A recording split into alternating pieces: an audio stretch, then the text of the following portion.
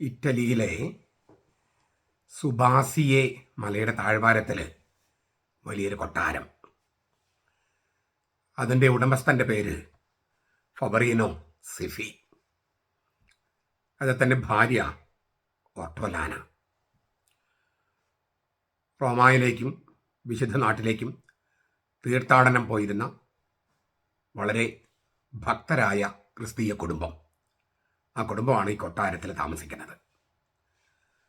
അവരുടെ മൂത്ത മകള് ഒരു നോമ്പുകാല ധ്യാനം കേൾക്കാൻ പോയി. ധ്യാനം പ്രസംഗിക്കുന്നത് അസീസിയിലെ ഫ്രാൻസിസ്. 1212 ഓശാന ഞായറാഴ്ച അവള് ഈ കൊട്ടാരം ഉപേക്ഷിച്ച്, പിതൃഭവനം ഉപേക്ഷിച്ച്, അമ്മായി ബിയാങ്ക, അമ്മായിയുടെ കൂടെ, ബിയാങ്ക എന്നാണ് അവരുടെ പേര്, പൊർസിങ്കുള എന്ന് പറഞ്ഞ സ്ഥലത്ത് അസീസിയിലെ ഫ്രാൻസിസിനെ കാണാൻ പോയി. അവിടെ വെച്ച് അവളുടെ സുന്ദരമായ മുടി മുറിച്ച് തൻ്റെ രാജകീയ ഉടയാടയൊക്കെ മാറ്റി ലളിതമായ കുപ്പായവും തലമുണ്ടും സ്വീകരിച്ചു. അസീസിയിലെ ക്ലാരയായിരുന്നു അത്. 1194 അവൾ ജനിച്ചത്. 1253 മരിച്ചത്. ഓഗസ്റ്റ് 11 അവളുടെ തിരുനാൾ ആഘോഷിക്കുന്നത്. ഈ കൊല്ലം ഓഗസ്റ്റ് 11 ഞായറാഴ്ചയായതുകൊണ്ട് ഓഗസ്റ്റ് 10 ചില സ്ഥലങ്ങളിൽ ആചരിക്കുന്നു. ഇറ്റലിയിൽ നിന്നുള്ള ക്ലാര ഫ്രാൻസിസിലെ അസീസിയുടെ ആദ്യത്തെ ശിഷ്യന്മാരിൽ ഒരാളാണ്. ദരിദ്ര സ്ത്രീകളുടെ സന്യാസ സമൂഹം സ്ഥാപിച്ചത് ക്ലാരയാണ്. The order of poor ladies എന്നായിരുന്നു അന്നത്തെ പേര്. ഇപ്പോൾ അവർ അറിയപ്പെടുന്നത് പാവപ്പെട്ട ക്ലാരകൾ എന്നാണ്, ദ പുവർ ക്ലയേഴ്സ്. അതിൻ്റെ ചട്ടങ്ങൾ എഴുതിയതും ക്ലാര തന്നെയാണ്. സന്യാസത്തിൻ്റെ നിയമങ്ങൾ എഴുതുന്ന ആദ്യത്തെ സ്ത്രീയാണ്, കത്തോലിക്ക സഭയിലെ ആദ്യത്തെ സ്ത്രീയാണ് അവൾ. 12ാം നൂറ്റാണ്ടിലെ കാര്യം പറയണേ. പിന്നീട് അവളുടെ അമ്മ ഒട്ടോലാനയും സഹോദരിയായ ബെയാട്രിക്സ്, കഥറീന, ആഗ്നസ് എന്നിവരും അവളുടെ തന്നെ സന്യാസ സമൂഹത്തിൽ ചേർന്നു. അവളെ മഠത്തിൽ നിന്ന് പുറത്തു കൊണ്ടുവരാൻ അവളുടെ അപ്പൻ പരമാവധി പരിശ്രമിച്ചു. ഒരു ദിവസം അവൾ പള്ളിയിലെ ബലിപീഠത്തിൽ അള്ളിപ്പിടിച്ച് തന്നെ തലമുണ്ട് മാറ്റി തന്നെ മൊട്ടത്തല കാണിച്ചുകൊണ്ട് അപ്പനോട് പറഞ്ഞു, എനിക്ക് ഒരു മണവാളനേയുള്ളൂ, അത് യേശുക്രിസ്തുവാണ്. സാൻ ഡാമിയോനോ എന്ന് പറയുന്ന സ്ഥലത്ത് ഒരു വസതി ശരിയാകുന്നത് വരെ അവളും കഥറീനും ബെനഡിക്ടൻ കന്യാസ്ത്രീകളുടെ മഠത്തിലാണ് താമസിച്ചത്. കഠിനമായ ദാരിദ്ര്യം, തപസ്, അതായിരുന്നു ക്ലാരയുടെയും കാഥറിൻ്റെയും മുഖമുദ്ര. 1228 കഠിനമായ ദാരിദ്ര്യത്തിൽ നിന്ന് വിടുതൽ നൽകാമെന്ന് ഗ്രിഗറി 9 മാർപ്പാപ്പ നിർദ്ദേശിച്ചു. അപ്പോൾ ക്ലാര മാർപ്പാപ്പയോട് മറുപടി പറഞ്ഞു, എൻ്റെ പാപങ്ങളിൽ നിന്ന് വിടുതൽ തന്നാൽ മതി, ക്രിസ്തുവിനെ അനുഗമിക്കുന്നതിൽ നിന്ന് വിടുതൽ വേണ്ട. അവരുടെ ശവസംസ്കാര ശുശ്രൂഷയ്ക്ക് നേതൃത്വം വഹിക്കാൻ വന്നത് ഒരു മാർപ്പാപ്പയാണ്, ഇന്നസെൻ്റ് 4. മരിച്ചവർക്ക് വേണ്ടിയുള്ള ഒപ്പീസിൻ്റെ പുസ്തകം അവർ മാർപ്പാപ്പയ്ക്ക് നൽകി. മാർപ്പാപ്പ പറഞ്ഞു, ഈ പ്രാർത്ഥനയല്ല ഇപ്പോൾ വേണ്ടത്, കന്യകളായ വിശുദ്ധരുടെ ഒപ്പീസ്. മറ്റുള്ളവർ അമ്പരന്നു. മാർപ്പാപ്പ ആവർത്തിച്ച് ആവശ്യപ്പെട്ടു. അങ്ങനെ അവർ പുസ്തകം കൊടുത്തു. കന്യകളായ വിശുദ്ധരുടെ ഒപ്പീസാണ് മാർപ്പാപ്പ ചൊല്ലിയത്, മരിച്ചവർക്ക് വേണ്ടിയുള്ള ഒപ്പീസല്ല. അതായത് ജീവിച്ചിരിക്കുമ്പോൾ തന്നെ അവൾ വിശുദ്ധയെന്ന് അറിയപ്പെട്ടിരുന്നു, വിശുദ്ധയായിരുന്നു. അതുകൊണ്ട് മരിച്ചവർക്ക് വേണ്ടിയുള്ള ഒപ്പീസിന് പകരം വിശുദ്ധരായ കന്യകൾക്ക് വേണ്ടിയുള്ള ഒപ്പീസാണ് മാർപ്പാപ്പ ചൊല്ലിയത്. നഗ്നപാതരായി ജീവിക്കുക, നിലത്ത് കിടന്നുറങ്ങുക, മാംസം ഉപേക്ഷിക്കുക, മിക്കപ്പോഴും മൗനം പാലിക്കുക, നന്നായി പണിയെടുക്കുക, ഇതൊക്കെയായിരുന്നു ക്ലാരയുടെ ചിട്ടകൾ. കുറേ നാളത്തേക്ക് അസീസിയിലെ ഫ്രാൻസിസ് തന്നെയാണ് ഈ ക്ലാരയുടെ സമൂഹത്തെ നയിച്ചിരുന്നത്. 1216 ക്ലാര സ്വതന്ത്രമായിട്ട് ചുമതലയേറ്റത്. മറ്റൊരു ഫ്രാൻസിസ് എന്നാണ് ക്ലാര അറിയപ്പെട്ടിരുന്നത്. വിശുദ്ധ ബെനഡിക്റ്റിൻ്റെ നിയമം അടിച്ചേൽപ്പിക്കാനായിട്ട് ചിലരൊക്കെ ശ്രമിച്ചപ്പോൾ ക്ലാര അതിനെ എതിർത്തുകൊണ്ട് പറഞ്ഞു, ഞങ്ങൾ ഫ്രാൻസിസിൻ്റെ നിയമം പിന്തുടരുന്നവരാണ്, ബെനഡിക്റ്റിൻ്റെ നിയമം പിന്തുടരുന്നവരല്ല. അത് ബെനഡിക്റ്റിൻ്റെ സന്യാസത്തിൽ അവരങ്ങനെ ചെയ്യട്ടെ, ഞങ്ങൾ ഫ്രാൻസിസിൻ്റെ സന്യാസം ആ രീതി പിന്തുടരുന്നവരാണ്. മാറി മാറി വന്ന മാർപ്പാപ്പന്മാർ കഠിനമായ ദാരിദ്ര്യത്തെ ഒഴിവാക്കാൻ ശ്രമിച്ചുകൊണ്ടിരുന്നപ്പോഴൊക്കെ ആരോഗ്യ പ്രശ്നങ്ങൾ ധാരാളം ഉണ്ടായിരുന്നെങ്കിലും ക്ലാര ആ ശ്രമങ്ങളൊക്കെ ചേർത്ത് നിന്നു. പ്രേഗിലെ ആഗ്നസിന് എഴുതിയ കത്തിൽ ക്ലാര ഇങ്ങനെ കുറിച്ചു: യേശുവിനെ അനുഗമിക്കുന്നത് ആനന്ദദായകമായ ദാരിദ്ര്യത്തിലൂടെയാണ്. ജോയസ് പോവർട്ടി എന്നാണ് അവൾ പറഞ്ഞ വാക്ക്. യേശുവിനെ അനുഗമിക്കുന്നത് ആനന്ദദായകമായ ദാരിദ്ര്യത്തിലൂടെയാണ്.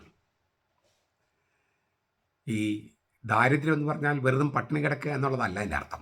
മറിച്ച് ഏറ്റവും സമ്പന്നനായ യേശുവിനെ സ്വന്തമാക്കുമ്പോൾ ഭൗതികമായ സംഗതികൾ വേണ്ടെന്ന് വെക്കാനായിട്ട് സാധിക്കുന്നു എന്നുള്ളതാണ്. ദൈവത്തെ സ്വന്തമാക്കുമ്പോൾ പിന്നെ ഭൗതികമായ സമ്പത്തിനോടും പിന്നെ വസ്തുക്കളോടും താല്പര്യം കുറയും.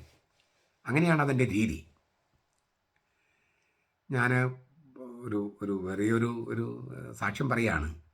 1991 ഞാൻ പേരാമ്പ്ര പള്ളിയിലെ കൊച്ചച്ഛനായിരുന്നു. അപ്പം ഞാൻ ആ സമയത്താണ് മദർ തെരേസ കാണാനായിട്ട് ഞാൻ പോകുന്നുണ്ടായിരുന്നു. അതിൻ്റെ 2 ദിവസം മുൻപോ തലേ ദിവസം മറ്റോ ഞാൻ പള്ളിയിലെ മുറിയിലിരിക്കുമ്പം അന്ന് ഒരുപാട് യുവാക്കൾ എൻ്റെ മുറിയിലിങ്ങനെ വരുമായിരുന്നു.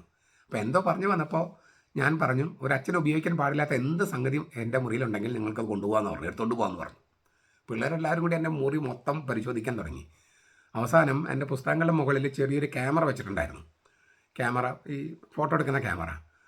ആ ഒരു പയ്യൻ പറഞ്ഞു, ഫോട്ടോ എടുക്കുന്ന ക്യാമറ എന്ന് അച്ഛന്മാർക്ക് ആവശ്യമില്ല എന്ന് പറഞ്ഞാൽ അവനത് എടുത്തുകൊണ്ട് പോയി.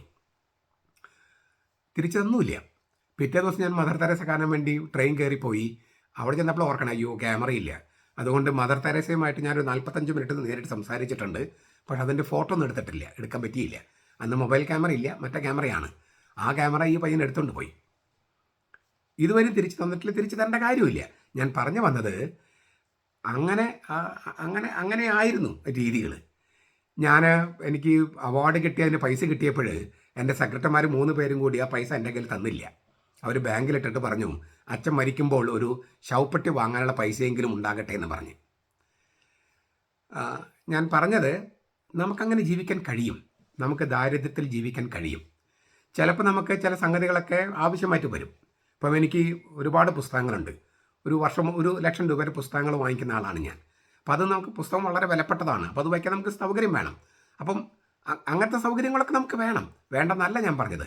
എങ്കിലും അനാവശ്യമായിട്ടുള്ള ഭൗതിക വസ്തുക്കളോട് അനാവശ്യമായി താല്പര്യം നമുക്ക് ഉപേക്ഷിക്കാൻ പറ്റും. നമ്മൾക്ക് ഒരു ലക്ഷ്യം ഉണ്ടാകുമല്ലോ, കർത്താവിന് വേണ്ടിയുള്ള സ്വപ്നങ്ങൾ. അത് നിറവേറ്റാൻ വേണ്ട സംഗതികൾ നമുക്കുണ്ടാകാം, കർത്താവിന് വേണ്ടിയുള്ള സ്വപ്നങ്ങൾ നിറവേറ്റാൻ. അല്ലാതെ ഭൗതിക വസ്തുക്കളൊന്നും തന്നെ നമുക്ക് ആവശ്യമില്ല. അതുകൊണ്ട് നമുക്ക് തൃപ്തി ഉണ്ടാകില്ല. ഞാൻ പറഞ്ഞു വരുന്നത്, ഈ ക്ലാരയെ പോലെ ജീവിക്കാൻ ശ്രമിച്ചു എന്നല്ല ഞാൻ പറയുന്നതിൻ്റെ അർത്ഥം. നമുക്കും വളരെ ദുർബലനും പാപിയുമായി ഞാൻ ഇങ്ങനെ എൻ്റെ ഇതൊക്കെ ഞാൻ പറഞ്ഞ കാര്യത്തിൽ സാക്ഷികൾ നേരെയുള്ള സാക്ഷ്യങ്ങളാണ്. സത്യമായ കാര്യം ഞാൻ പറയുന്നത്. നമുക്കങ്ങനെ ജീവിക്കാൻ സാധിക്കണം. അപ്പോൾ ഏറ്റവും മിനിമം കൊണ്ട് നമുക്ക് ജീവിക്കാൻ പറ്റും. ഒരുപാട് ഭൗതിക സമ്പത്ത് ഉണ്ടായതുകൊണ്ട് സന്തോഷം ഉണ്ടാകണമെന്നില്ല. ജീവിക്കാനുള്ള സംഗതികൾ ഉണ്ടാകാം. നമുക്കതിൽ പ്രായശ്ചിത്തം എടുക്കാം, ഉപവാസം എടുക്കാം, അങ്ങനെയൊക്കെ ചെയ്യാം. സെമിനാറിൽ തന്നെ ഭക്ഷണം കഴിക്കാത്ത ചമ്മാച്ചൻ എന്നാണ് കന്യാസ്ത്രീമാർ വിളിച്ചുകൊണ്ടിരുന്നത്. ഭക്ഷണം കൊടുക്കുന്നതിന് ചാർജായിരുന്നു എനിക്ക് 1 വർഷത്തിലേറെ. അതായത് ഞാൻ പ്രൊക്രേറ്ററായിരുന്നു, ബ്രദർ പ്രൊക്രേറ്റർ. 460 ചമ്മാച്ചന്മാർ, 22 പ്രൊഫസർമാർ, 55 ഡൊമസ്റ്റിക് സ്റ്റാഫ്, പിന്നെ ഡേ സ്കോളേഴ്സ്, ഇവർക്കെല്ലാം ഭക്ഷണം കൊടുക്കുന്നതിന് ചാർജായിരുന്നു. പക്ഷേ എൻ്റെ കീഴിലുണ്ടായിരുന്ന ഒരു 3 കന്യാസ്ത്രീമാരുണ്ടായിരുന്നു അവിടെ സഹായിക്കാൻ. അവർ വിചാരിച്ച് ഞാൻ അവരോടുള്ള പിണക്കം കാരണം ഭക്ഷണം കഴിക്കുന്നില്ലെന്നാണ്. എന്നിട്ട് അവർ സ്പെഷ്യൽ ഭക്ഷണമൊക്കെ ഉണ്ടാക്കി കൊണ്ടുവരുമായിരുന്നു. കാരണം ഭക്ഷണം കഴിക്കൽ വളരെ കുറവായിരുന്നു. ഞാൻ ഭക്ഷണം കഴിക്കാത്ത ചമ്മാച്ചൻ എന്നാണ് അവരെന്നെ വിളിച്ചുകൊണ്ടിരുന്നത്. ഞാൻ പറഞ്ഞു വരുന്നത്, നമുക്ക് മിനിമം ഭക്ഷണം കൊണ്ട്, മിനിമം വസ്തുക്കൾ കൊണ്ട് ജീവിക്കാൻ കഴിയുന്നത് അതിനു വേണ്ടി തന്നെയല്ല. നമുക്ക് ദൈവചിന്ത വരുമ്പോൾ, ദൈവത്തിന് വേണ്ടി ജീവിക്കുമ്പോൾ, ദൈവത്തിന് വേണ്ടി സ്വപ്നങ്ങൾ വരുമ്പോൾ ഭൗതിക വസ്തുക്കളുടെ താല്പര്യങ്ങൾ കുറയും. അതുകൊണ്ടാണ് ഈ ക്ലാര പറഞ്ഞത്, യേശുവിനെ അനുഗമിക്കുന്നത് ആനന്ദദായകമായ ദാരിദ്ര്യത്തിലൂടെയാണ്. Joyous poverty. നമുക്കങ്ങനെ യേശുവിനെ അനുഗമിക്കുക, യേശു എന്നൊരു ഫോക്കസ് പോയിന്റ് ഉണ്ടാകുക, അങ്ങനെ ജീവിക്കാൻ കഴിയട്ടെ. ഓഗസ്റ്റ് 1 തിരുനാൾ ആഘോഷിക്കുന്ന മറ്റ് വിശുദ്ധരുടെ പേരുകൾ: Alexander the charcoal burner, Attracta of Killaraght, Cassius of Benevento, Chromatius the prefect, Digna of Todi, Equitius of Valeria, Elian of Philadelphia, Gaugericus of Cambrai, Jean Gubergus Rehem, John Sandys, Liadan of Kilion, Maurice Thorney, Philomena, Rosicola of Alsa, Rufinus of Assisi, Rufinus of Marseille, Stephen Rocham, Susanna of Rome, Talla, Taurinus of Everett, Theobald of England and Companions, Tiburcius of Rome, William Lambley, martyr in the Spanish Civil War,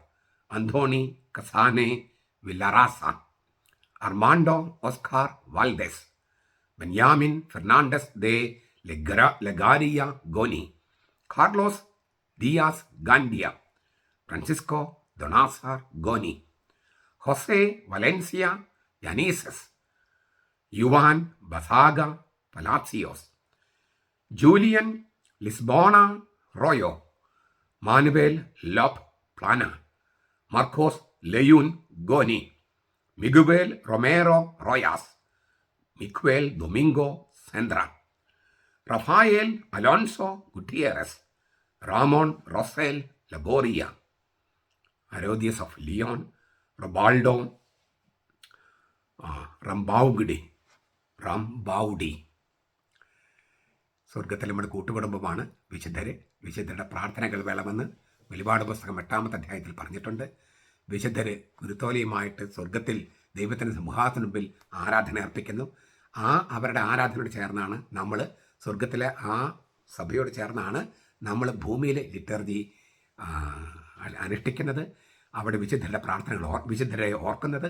അങ്ങനെ വിശുദ്ധരെ ഓർക്കണമെന്ന് മർക്കോസ് 14:9 കർത്താവ് തന്നെ പറഞ്ഞിട്ടുണ്ട്. അങ്ങനെ തിരുവചനങ്ങൾ വളരെ ഗൗരവത്തോടെ സ്വീകരിക്കുന്ന കത്തോലിക്ക സഭ വിശുദ്ധരെ ഓർക്കുകയും അവരുടെ ആരാധനയോട് ചേരുകയും അവരുടെ പ്രാർത്ഥനകൾ സ്വീകരിക്കുകയും ചെയ്യുന്നു. തിരുവചനങ്ങളെ ഗൗരവത്തോടെ എടുക്കുന്ന കത്തോലിക്ക സഭ നമ്മൾ അങ്ങനെയുള്ളവരാണ്. നമുക്ക് ഈ സ്വർഗത്തിൽ നമ്മുടെ കൂട്ടുകുടുംബത്തോട് ചേർന്ന് ആരാധനയിൽ പങ്കെടുക്കാം. അവരുടെ പ്രാർത്ഥനകൾ നമുക്ക് സ്വീകരിക്കാം. അവരുടെ മാതൃകകളും നമുക്ക് സ്വീകരിക്കാം. ദൈവം അനുഗ്രഹിക്കട്ടെ.